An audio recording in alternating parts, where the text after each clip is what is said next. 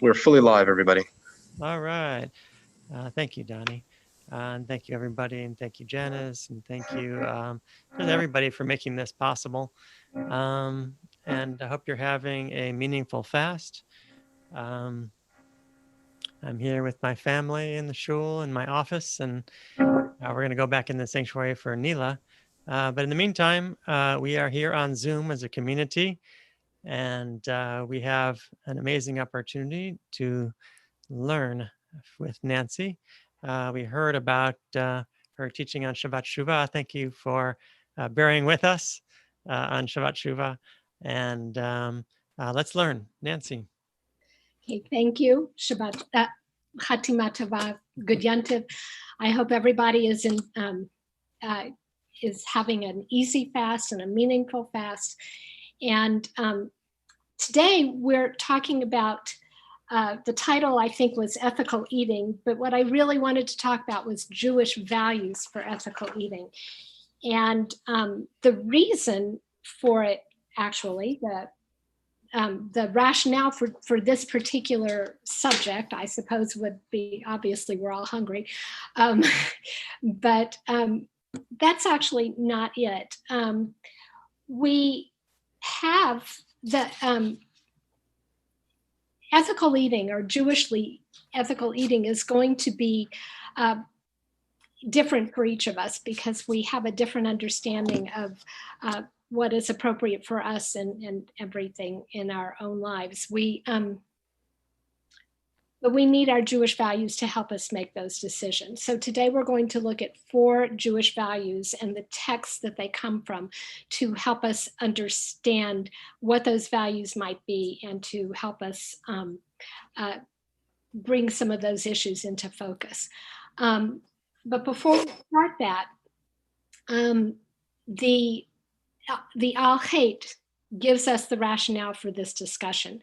It says in Al-Chet shachatanu lefanecha be'ma'achal uv'mishteh, for the sin that we have sinned against you in our eating and in our drinking, not because we eat and drink, but how we eat and drink. And so that's the background for us. That's the reason why we're having this discussion right now. Before we continue, I do want to just let you know that I am going to have my screen on gallery view, so I'll be able to see everybody. And we will be reading the text out loud, since hopefully you got a chance to print out the text materials. If you didn't, our reading them out loud will give us a chance to share them together. And I'm just going to go across my screen, and if I see your face on my screen, I will ask you to read. And when I do ask you to read, please unmute, and I will help you remember to do that. And otherwise, stay muted. And if you don't want to read, you can blank out your screen, or you can say pass, and that's fine too. But it gives us the opportunity to participate together and to learn. Since we're studying a Jewish texts, I'd like to start with the bracha for study. So please join me, la'asok b'divrei Torah. Baruch atah Adonai Eloheinu melech ha'olam, asher kidshanu b'mitzvotav v'tzivanu la'asok b'divrei Torah. So, to go ahead and get started, before we get to the text, I want to give you some assumptions that I think are valid to make about eating in the Jewish tradition, and just in general about our place in the Jewish tradition. First of all, God created us with bodies, and bodies need nourishment. We read in the liturgy for today, Haneshama lach v'haguf pa'olach.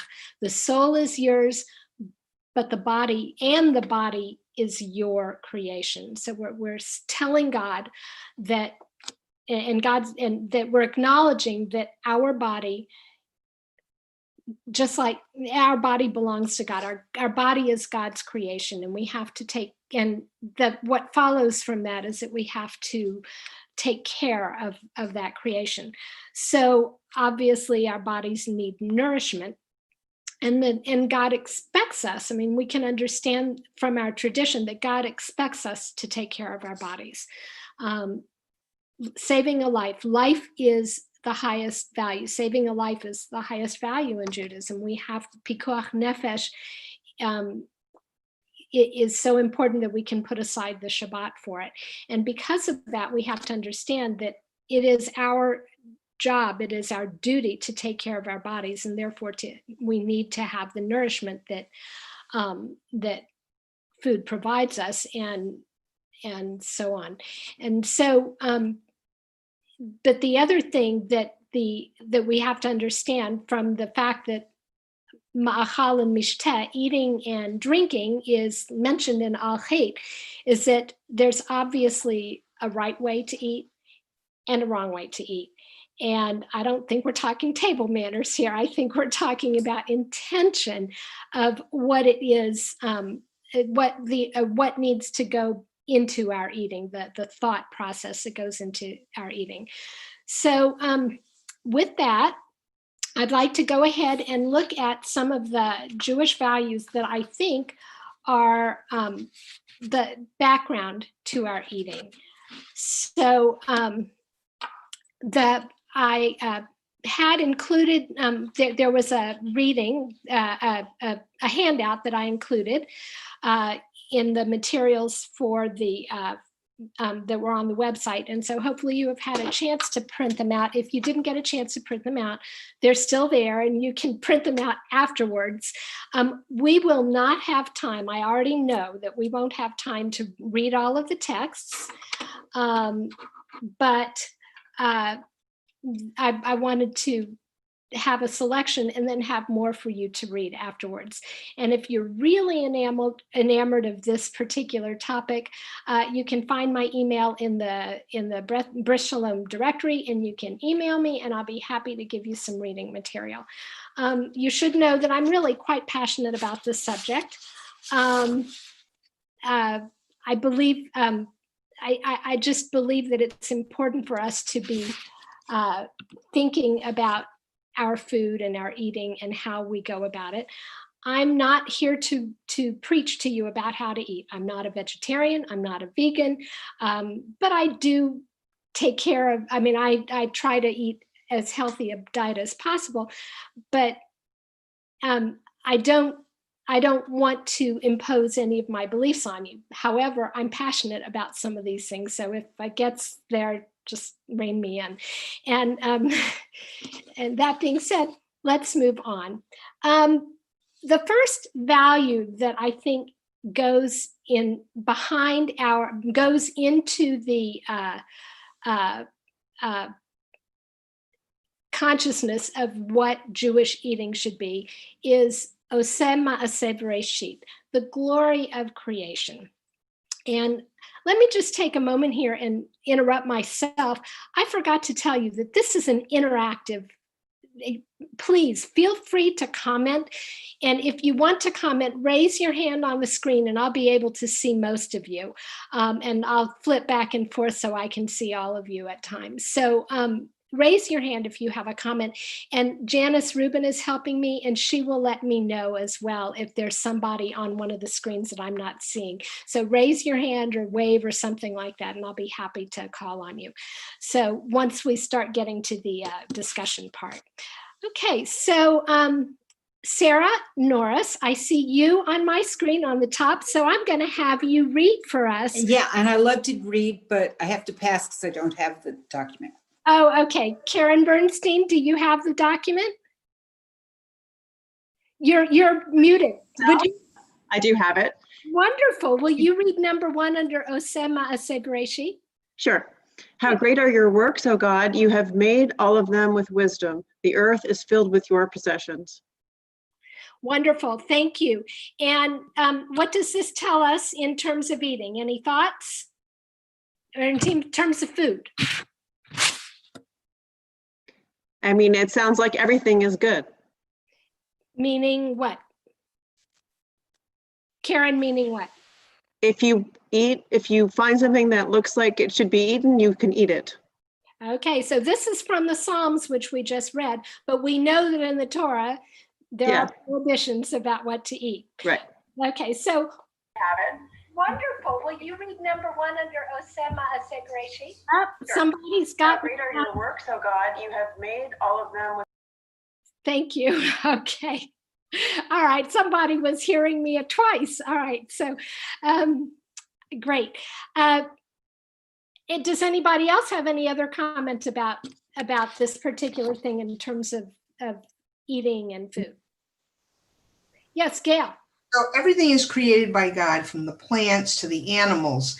And so because it is, we have to take care of all of God's creations in the way we grow things and in the way we treat animals, even those animals that we have to eat. Okay, great. Thank you. So Gail is actually referring to if you look down at number 4 and number 5, Gail's point about the animals is there in text number 4 and 5. So since you, and Karen's got her hand up. So Karen, go ahead and unmute and go ahead, Karen, unmute. So now that I can actually read it without having to speak it, I see that it talks about, this first verse talks about possessions. And so maybe what the psalm is telling us, that everything on the earth is God's, not ours. Right, exactly. Thank you. So Joshua, I see you're next on my screen. Do you have the text? I do. Good. Would you like to read number 4 and number 5 for us? We're skipping down because Gail mentioned about kindness to animals. So if you would read those, you can read both of them. Sure. No animal from the herd or from the flock shall be slaughtered on the same day with its young. You shall not let your cattle mate with a different kind. You shall not sow your field with 2 kinds of seeds. You shall not put on cloth from a mixture of 2 kinds of material. Okay, thank you so much. That goes beyond just the animals, but the kindness to animals there is that 2 different kinds of animals, if they're yoked together, the larger one will pull the smaller one and create a problem and hurt the smaller one. So I think that if we look at all of these texts, we can see that they let us know that the earth and what is in the earth is not necessarily ours. We're going to do one more text from this particular group. Rhoda, you're next on my screen, so please read number 3. Our rabbi said, even those things which you may regard as completely superfluous to the creation of the world, such as fleas, gnats, and flies, even they too are included in the creation of the world. And the Holy One, blessed be He, carries out His purpose through everything, even through a snake, a scorpion, a gnat, or a frog. Great, thank you. And what does this add to our discussion? Shelley, unmute yourself. That's all right. Would you do me a So favor? I don't know if I'm adding to the discussion or I'm just bringing another question up, but All right. I can can you hear me? Yes. Oh, sorry, there was another voice in the background.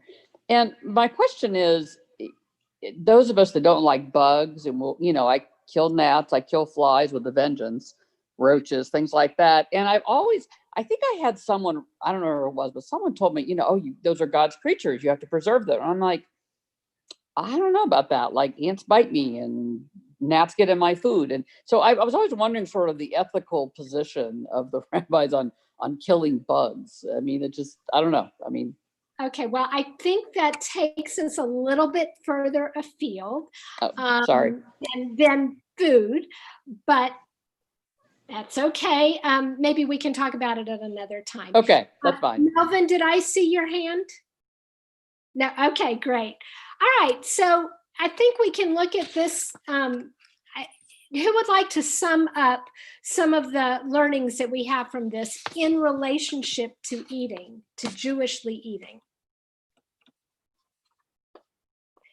Jerry, unmute yourself. It'd be hard to unwalk myself, but I'm muting myself at least here.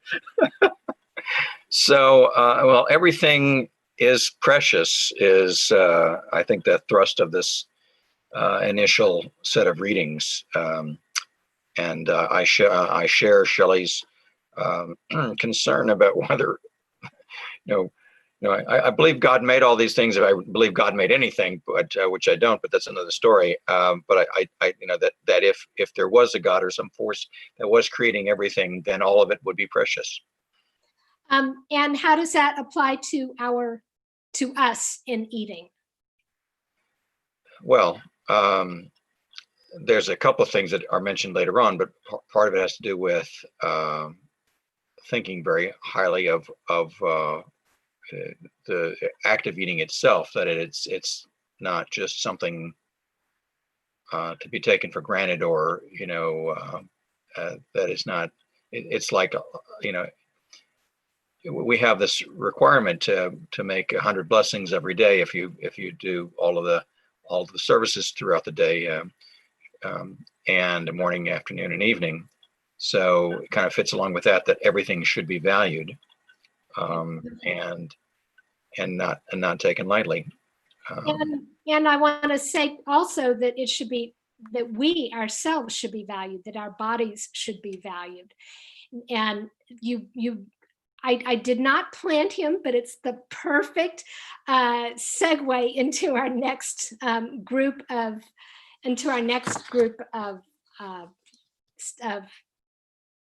texts. So I think that the value of Osema Sebereshit, this glory of creation, really underlies all of what we can learn about food and about the world in general. But in particular, that I think that it's important for us to remember that we are part of the works of creation. And by doing that, we have to take care of that. And so if we're not doing it in a good way, then we have indeed sinned against God and against which is what the Al-Hait tells us. We've sinned against God by our eating and drinking.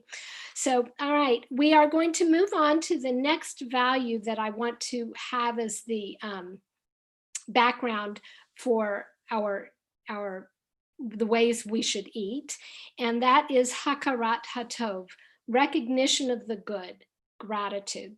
And Charles Gez, I see you're next on my screen. So do you have the reading, Charles? Unmute yourself. We can't hear you. Unmute yourself.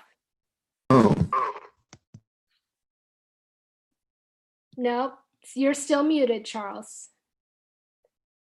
He said he doesn't have the text. Oh, okay. Thank you, Charles. Gail, do you have the text? Yes. Great. But you go ahead. Read the first Mishnah. Gail, we don't hear you. You're muted again. Okay. Rabbi Ba, the son of Rav Hia bar Abba, teaches, if he ate while walking, he must stand and bless. If he ate standing, he must sit and bless. If he ate sitting, he must recline formally and bless. If he ate reclining, he must enwrap himself and bless. And if he did this, he is like the angels who serve God. Thank you, Gail. All right. So who would like to comment on this reading about what this teaches us about eating? Sarah, I see your hand. Go ahead. Yeah, basically, before you eat, you have to express gratitude, and you have to be mindful about it by even changing your position. Right, even changing your position. What does this say about eating on the run? Eating in our cars? Rona? it doesn't really say that we should be doing that. Now, I know that there's the shorter blessing after you eat, if you're in danger, that, to do the very short birkat, but it's saying that we're supposed to be attentive to when we're eating. It says we need to be attentive to where we're eating, but if they're saying if he ate while standing, he must bless. If he ate while walking, he must stand and bless. What is this telling us about real life and eating? I guess it's sometimes. Suzanne, do I see your hand? Suzanne, go ahead and unmute. It's basically saying that eating while walking or eating fast, like in the car, it's not forbidden. It's allowed. You may be muted. No, I'm not. You're fine, Suzanne. I'm fine. No, it's allowed. There's nothing that says you can't do it. And that's kind of different because general etiquette sometimes says, oh, you shouldn't eat while you're standing or eat in the car. Right. But this, I think, gives us, I like this reading because it gives us the ability to see that sometimes life gets in the way of eating, but there are still ways that we get to stop. So there's still ways that we can acknowledge and that we can, even if we're eating in the car, we can pull over for a moment, say our blessing. We have to change something about what we're doing. And that's a way to do it. It's not ideal, as Suzanne says, but it is what happens sometimes in real life. Wonderful. And that makes us like the angels who serve God. Who wants to comment on that particular phrase? Anybody? Or is it just nice there? Is it elevating the whole act? And yes, so how does that make us like it? Go further, Rona. All right, so we're getting closer to God, serving God. We're raising ourselves up to another level. By saying the blessing, not just eating. Great. Okay. Thank you. That's a great way to look at it. All right. We are now moving on to the second one, and it's on the second page of the reading, and that's number 2 at the top. And I'm looking across my screen, and let me just, I'm trying to make sure I see everybody as possible. Morris, do you have the text? You're muted. Do you have the text up? Yeah. Okay, good. Will you read number 2 at the top? If they brought before him types of desserts, he recites over them the blessing. Creator of types of sweets over edible seeds, he recites. Creator of types of seeds, and over other herbs, he recites. Creator of the fruit of the ground. Rabbi Judah says, he recites, blessed are you at whose word the earth sprouts. Wonderful. Thank you so much. So, Morris, since you're unmuted, what does this add to our discussion? Well, let's see. I was reading, so I wasn't really thinking. So let's see. Brought types of desserts, creator of the ground. I don't know. I'm having a little trouble grasping onto this particular one. That's okay. That's quite. I'm sorry I sprung it on you. That's okay. Creative types of sweet. Now I'm having difficulty analyzing this. It covers different topics and different types. Well, it gives us different blessings. Yeah, the blessing are you at whose word the earth sprouts. So we would bless regardless of what we eat. But I'm trying to think, there's got to be deeper meaning if they brought before him different types of desserts. I'm having some difficulty with that one. I think you're probably reading a little bit more into it than it needs to. From a general point of view, you've got different kinds of foods, and we know that there are different kinds of blessings that we say. Why do we say different kinds of blessings for different kinds of foods? Anybody have a thought about that?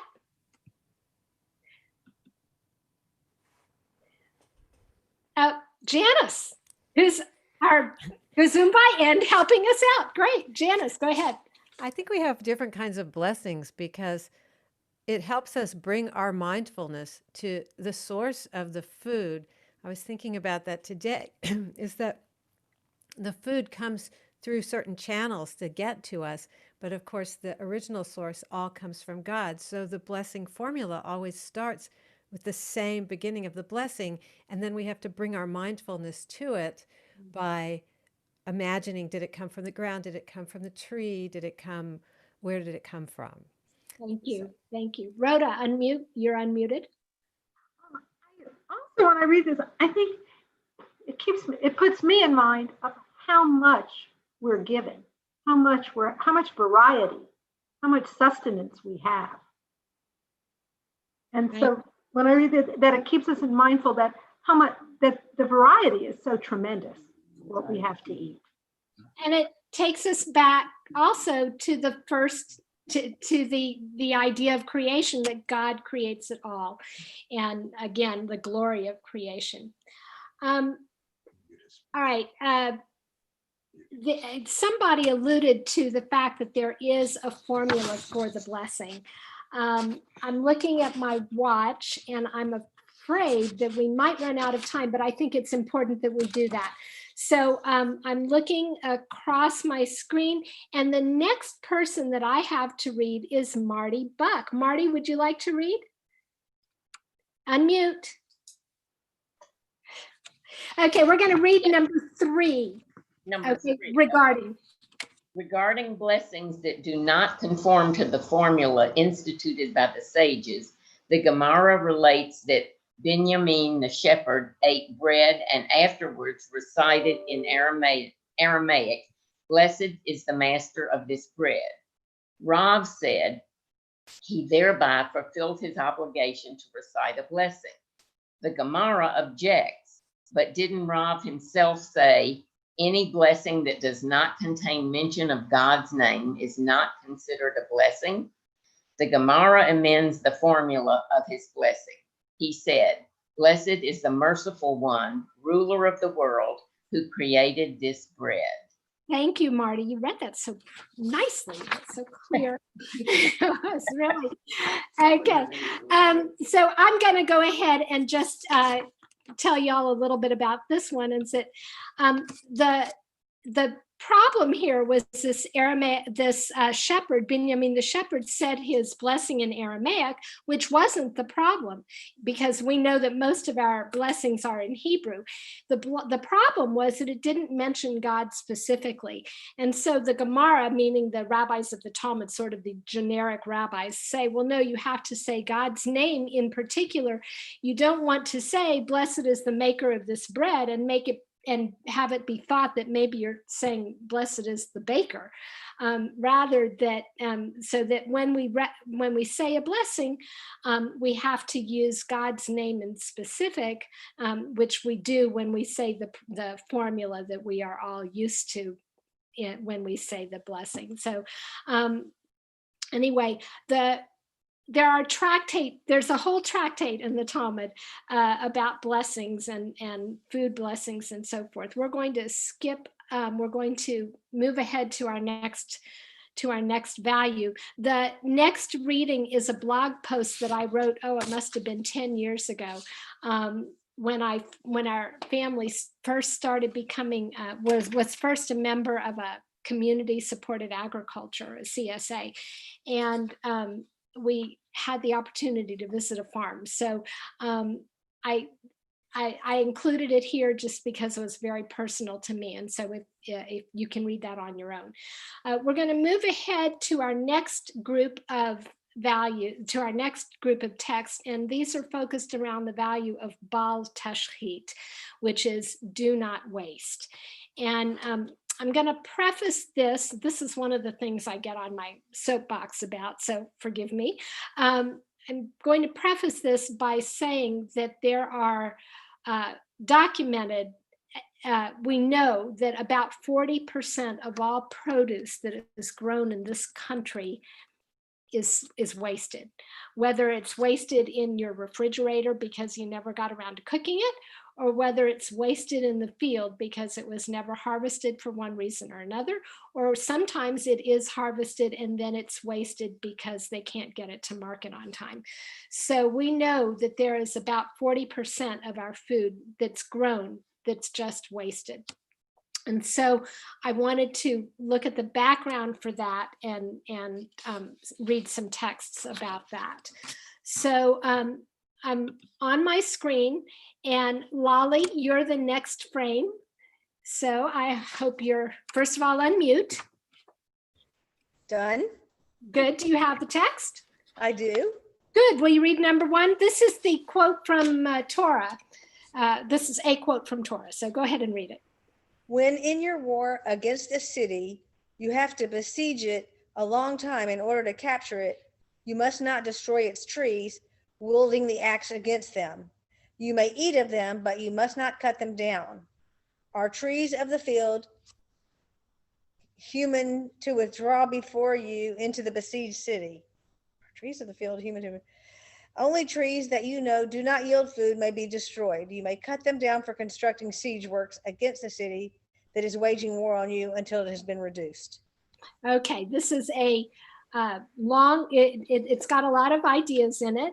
The question that it has in the middle, are trees of the field human to withdraw before you? It's a question that the text is asking. They can't defend themselves. You know, so what is it that is going on? So before we go on, I want to read the next commentary. Lolly, since you're on the screen, go ahead and read that. This is a commentary on this text that you just read. You may eat of them, but you must not cut them down. The life of man depends on the trees of the field. You may not destroy fruit-bearing trees, which are a source of life to mankind, but you may eat of their fruit. You are forbidden to destroy them so that the besieged city will surrender before you. Okay, thank you. All right, so who would like to comment on this set of texts?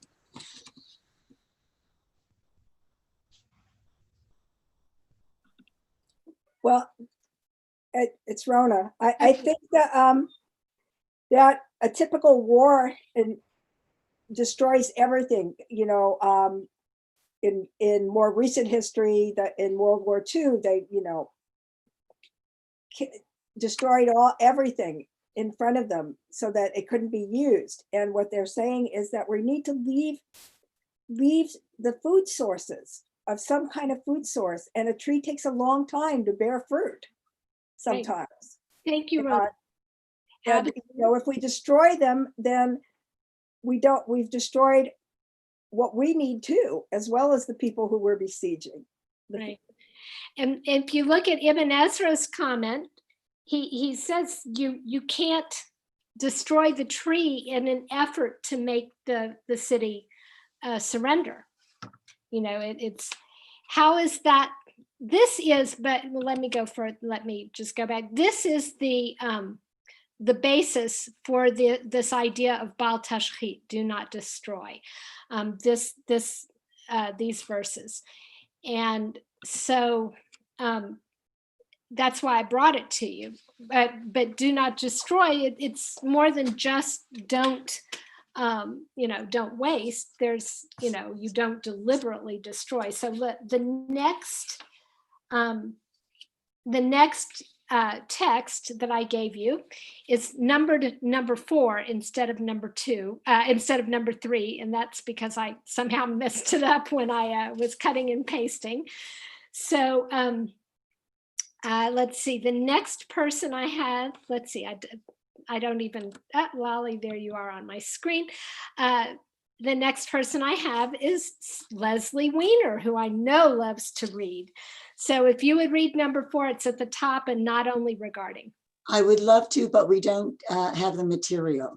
Oh my goodness, Leslie. Leslie, I mean, it's like, okay, you can Sorry just, about that. It's okay. It's okay. My screen switched over, so I have to see who's next. Oh, Rona, you're next on my screen. So why don't you read number 4? It says, and not only regarding. Okay. And not only regarding trees, but even one who destructively breaks vessels or rips up clothing or tears down a building or seals up a spring or wastes food violates the negative commandment of do not destroy, Baal Tashchit. Mishnah Torah. Great. All right. And it's Thank law you. of kings and wars, it says. Right. All right. So from this, what do we learn about the food that we eat?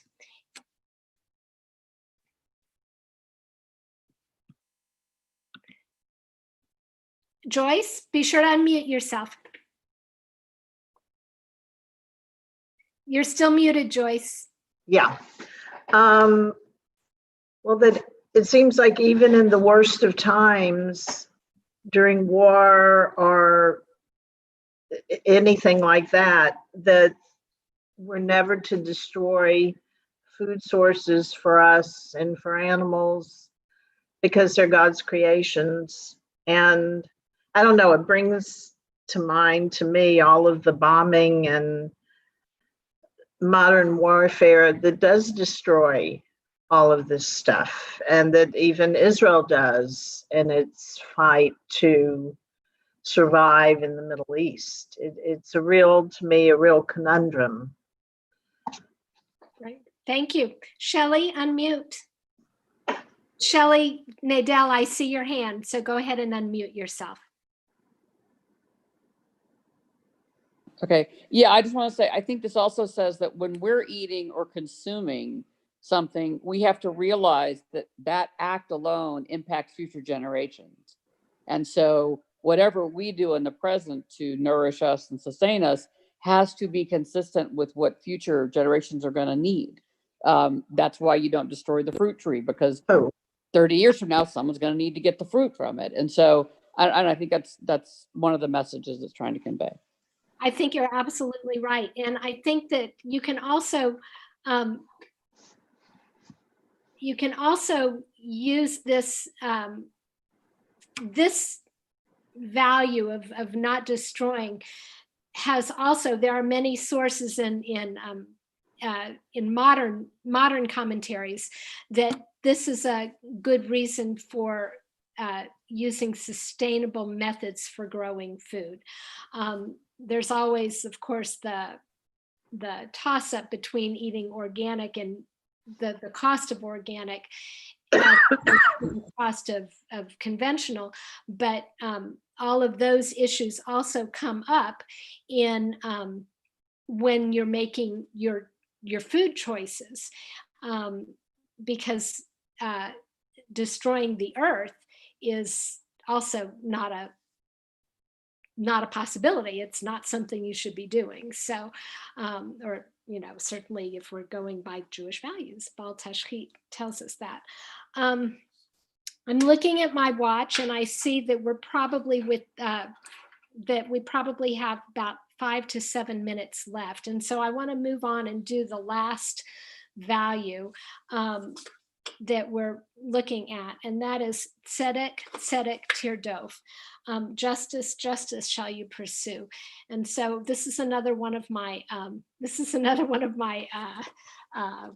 soapboxes that I feel that I'm passionate about, and that there are, if we waste 40% of the food that we grow in this country, then that's 40% of food that could be used to feed people who are hungry. And so the question of food justice is really a big one. And I believe that our Torah gives us some very good guidelines for how we should feed the hungry. And so we are at tzedek, tzedek tirdof, and I'm looking at my screen and just trying to see who is next on my reading. Shelley, would you be willing to read for us? Sure, hang on. We're going to read number one. Which one do you want me to read? Number 1. Okay. When you reap the harvest of your land, you shall not reap all the way to the edges of your field, or gather the gleanings of your harvest. You shall not pick your vineyard bare, or gather the fallen fruit of your vineyard. You shall leave them for the poor and the stranger. I am the Lord your God. Thank you, Shelley. Okay, all right. Does anybody have a comment here that they would like to make? Okay, Shelley, did you want to comment too? I couldn't tell. Well, it sets the basis for our donations. Sure. Yeah, sure. I think this extends the position that we are only renters on this earth. We don't own it. We don't possess it. It's not ours. And so we are obligated as people made in the image of God to preserve it and to make sure that we don't use it just for the sake of using it. So if the farmer doesn't have, by leaving the land, by leaving a part of it, he's saying, okay, people that don't have it, you are part of this land too. You deserve part of the bounty, and so you should reap some of the benefits, to use a. Great, thank you. Anybody else? It sets the basis for us feeding the hungry in one way or another, either by your own produce or by things you're not using that are still good, by restaurants donating portions that haven't been used some way so they're not trashing their food, for all of us. And we all do throw out a lot of vegetables, I know, that we can't give away and things like that when we don't get around to cooking them. But hopefully then we can make it up some other way with financial donations to food banks or something, so that those who don't have are sharing part of our bounty, whether it's financial bounty we've made so that we can afford the foods, okay, or actual produce. Thank you, Rona.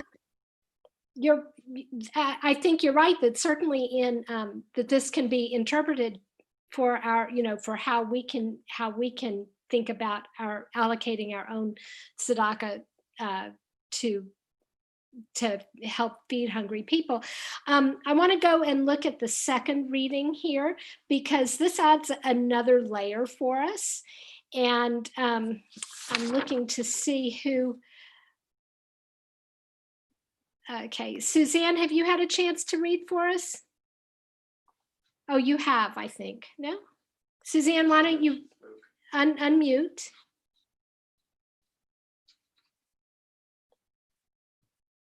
No? Okay. Suzanne, are you able to read number 2? Yeah, I can do that.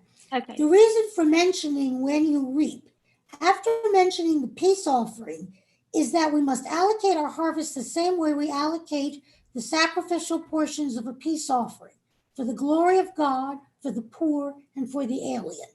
And okay, thank you. This one's going to need some explanation. And this is Ibn Ezra's a commentator who's telling us, he's commenting on the order in which different mitzvot are listed in this chapter. And so he's telling us the peace offering, you're supposed to make the peace offering, and that's done before, and that would be done by the priest. And when you offer a priest offering, it's eaten. It's eaten by the priest, it's eaten by the person who brings the offering as well. And some of it is apparently, according to Ibn Ezra, some of it's also donated. And so he's saying we have the peace offering is mentioned first, and then the reaping, gleaning from the harvest is mentioned next, to let us know that you have to apportion your own field the way you would apportion this peace offering, so that the priest gets to eat some of it. So just like in your own field, you have to tithe, you have to give money, the biblical tithe went to the priest, and so and to the Levites. And so that's what this is telling us, that we have not just what the priest did, but we do too. We have this obligation for ourselves in the same way. And